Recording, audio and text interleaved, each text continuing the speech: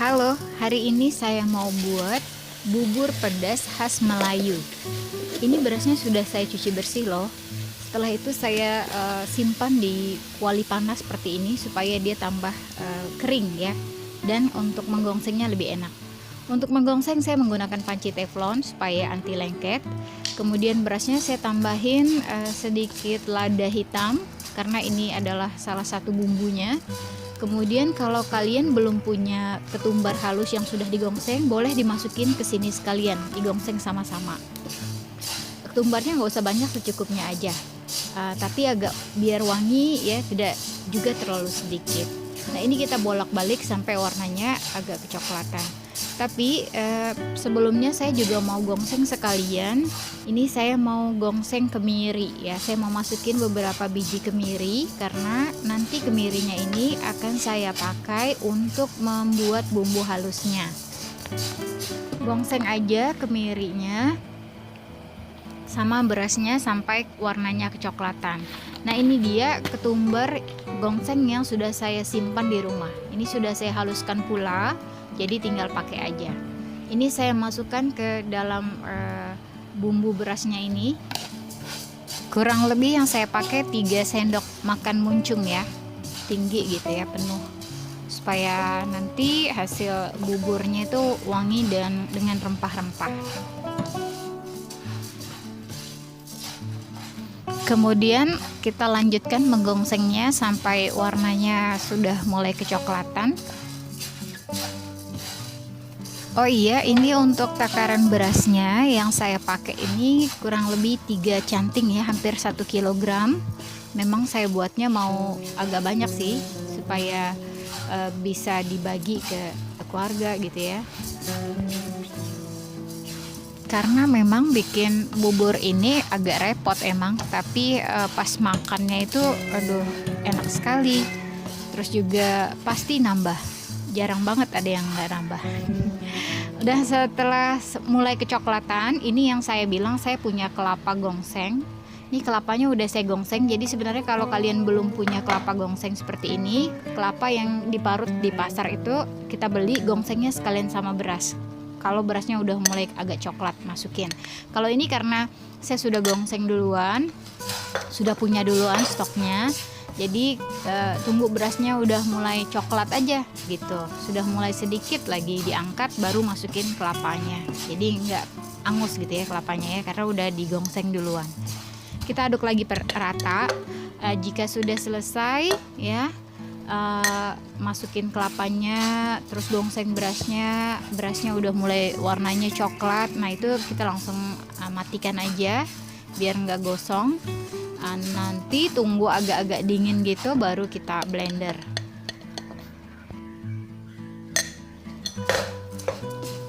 Oh iya, untuk takaran kelapanya itu kelapanya kita sesuaikan aja ya, perbandingannya dengan banyaknya jumlah beras tuh. Kalau waktu kita gongseng kan kelihatan tuh ya berasnya, terus kelapanya, ketumbarnya. Nah itu kan harus kelihatan tuh.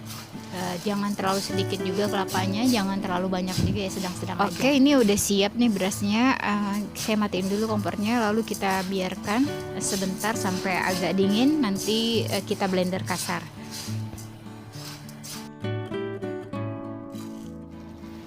Ya, jadi ini kita blender kasar aja. Kalau ada yang keikut kayak kemiri gitu dikeluarin ya. Karena dia nggak bisa halus, di sini harus kita tumbuk spesial untuk kemirinya, untuk bumbu halus ya. Ini saya blender aja, sebentar-sebentar aja blendernya, blender kasar aja. Nah, blendernya memang harus sedikit-sedikit gini ya, supaya dia tuh rata gitu ya, halusnya tuh rata.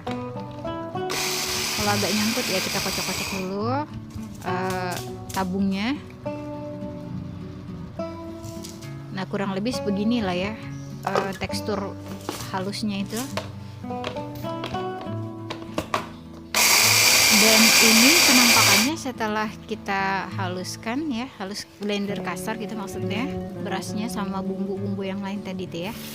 Nah untuk isian sayurannya saya sudah menyiapkan, ini ada ubi rambat, orange. Memang rata-rata ya ubi rambat orange itu yang dipakai untuk bubur Melayu ini ya.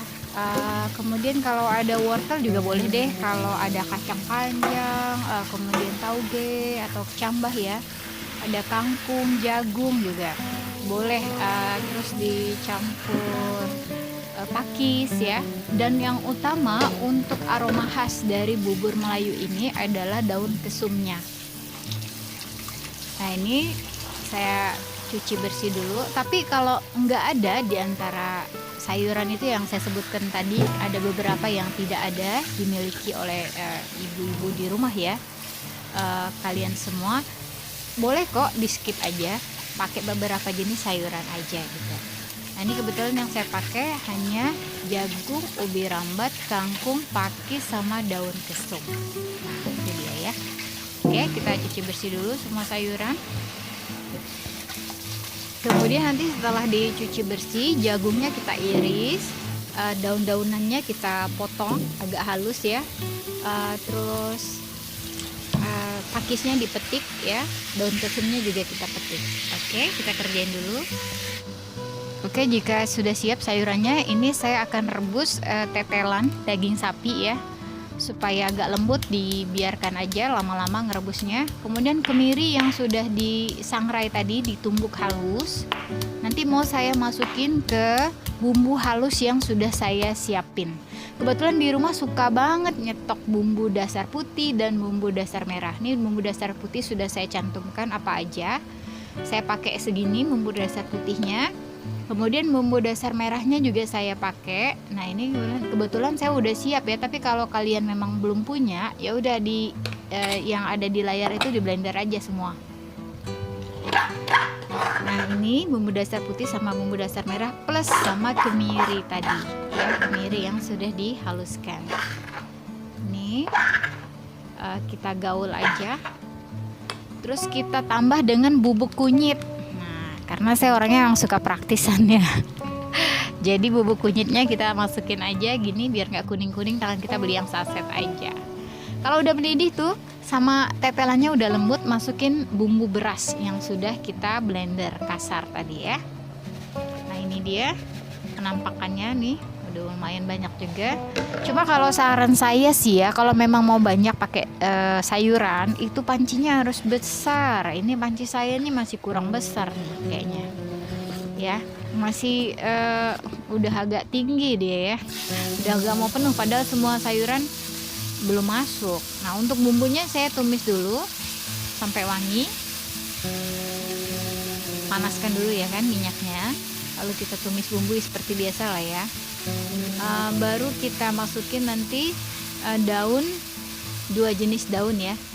Itu daun yang kita ikutin ditumis di dalam bumbu ini, ada daun kunyit yang diiris halus sama daun kesum yang sudah dipetik tadi ya. Ini sebelumnya saya mau masukin ini dulu guys, ada daun salam, lengkuas, sama serai. Oh iya, jangan lupa tambahin terasi ya. Terasi sama kita masukin sekalian daun kunyit yang udah kita iris halus. Nah ini daun yang ikut dalam tumisan yaitu daun kesum sama daun kunyit ya, supaya dia cepat lembut aja sih. Kenapa harus ditumis sama bumbu, karena daun ini biar cepat lembut aja dulu. Nanti kalau dimasukin ke dalam beras buburnya tadi, tambah lembut lagi, tambah enak gitu. Sementara kita sambil numis-numis tadi ya kan, ini saya mau kasih info juga bahwa untuk merebus bubur ini, kalau udah mulai kembang itu udah boleh deh masukin sayuran yang sifatnya keras seperti ubi ya, wortel. Nah pokoknya sayuran-sayuran keras duluan yang masuk. Nah kalau udah sayuran kerasnya masuk, boleh sambil dimasukin pelengkap rasanya, yaitu gengnya si gula, garam, kaldu jamur ya, sama kaldu ayam boleh sedikit. Ini nanti rasanya harus kita sesuaikan ya, harus benar-benar pas, nikmat dan gurih gitu. Jadi kalau ada rasa kurang garam ya tambahin aja, kalau ada agak-agak rasa kurang kaldu atau penyedap ya masukin aja, biar sampai enak dan sedap gitu rasanya. Nah setelah ubinya dimasukin, nanti ini saya ada potong batang kangkung, memang agak keras ya, saya masukin juga ini batang kangkungnya supaya biar cepat lembut aja. Jadi ini kita masukin duluan ya. Setelahnya kita aduk-aduk lagi,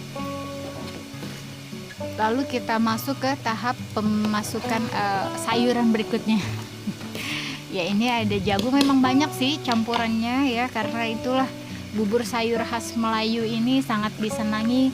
Biasanya yang paling suka itu kayak ibu-ibu, kakak-kakak, yang perempuan-perempuan ya, yang suka makan sayur gitu ya, suka banget nih makan bubur khas Melayu ini.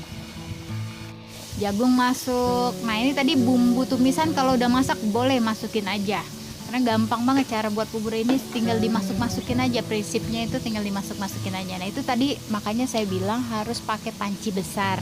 Lihatlah panci saya sudah mulai penuh, padahal semua sayuran belum masuk. Galau banget ini.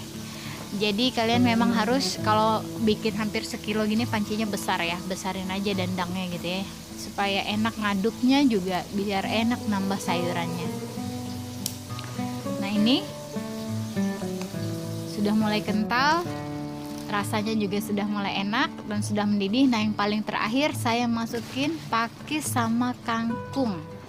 Kangkungnya nih nggak saya potong ya, tapi kalau mau dipotong juga lebih enak sih, lebih praktis ya, biar nggak terlalu panjang aja ya kan nanti makannya. Ya tambah penuh, dan ini sudah mau hampir tumpah rasanya. Tapi tenang guys, ini udah jadi kok. Bubur Melayu, pedas Melayu ini udah siap untuk kita santap. Jadi nggak tambah-tambah apa lagi ya, karena memang udah nggak cukup lagi sih pancinya. Tapi kalau punya wortel tadi ya dimasukin di awal, kacang panjang sama kecambah boleh masuknya di akhir.